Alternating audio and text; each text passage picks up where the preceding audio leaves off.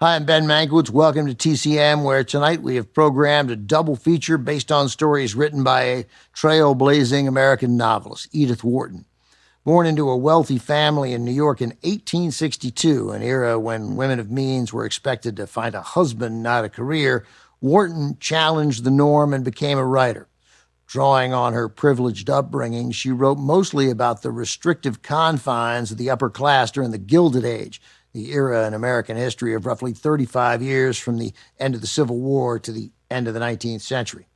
Known for her elegant prose and her razor-sharp commentary on high society, Wharton earned critical praise for her stories, often exploring the conflict between personal freedom and social responsibility, particularly for women.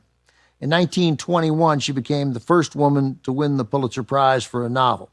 Up next, the third screen adaptation of that novel, from 1993, co-written and directed by a great friend to TCM's, Martin Scorsese, The Age of Innocence. Since its publication over a century ago, the novel The Age of Innocence has been adapted multiple times for the screen. 1924, Warner Brothers produced a silent film adaptation directed by Wesley Ruggles. 10 years later, RKO released the first sound version starring Irene Dunne and John Bowles.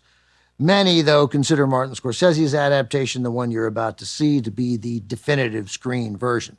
Some competition, though, is coming. A new television miniseries is moving forward at Netflix. It's still in production as of now. It is expected to air at the end of this year or early next year. All the adaptations tell the story of Newland Archer, a young lawyer played in Scorsese's film by the only three-time winner of the Best Actor Oscar, Daniel Day-Lewis. He is engaged to May, a proper young lady played by Winona Ryder. Soon, May's cousin Ellen enters the picture, a woman not like any of the other women in their social circle. She embodies the kind of personal freedom that walled-off New York society disdained. Ellen is played by Michelle Pfeiffer. Daniel Day-Lewis, Pfeiffer, and Ryder, who earned an Oscar nomination, are at the top of their games here, working under Martin Scorsese's direction. Their performances are mesmerizingly detailed. Every look, every glance, every word not spoken feels as if it speaks volumes. Scorsese made every detail in the film count. The furniture, the silverware, the costumes, all of it painstakingly researched and recreated by Scorsese and his filmmaking team. Don't dismiss those little details as the overindulgence of a powerful director. They represent the rules of a society fully committed to preconceived standards of propriety at the expense of human need, emotion, and desire. Here's the film from 1993, narrated by Joanne Woodward, also with Richard E. Grant, Geraldine Chaplin, and the great Norman Lloyd. The Age of Innocence.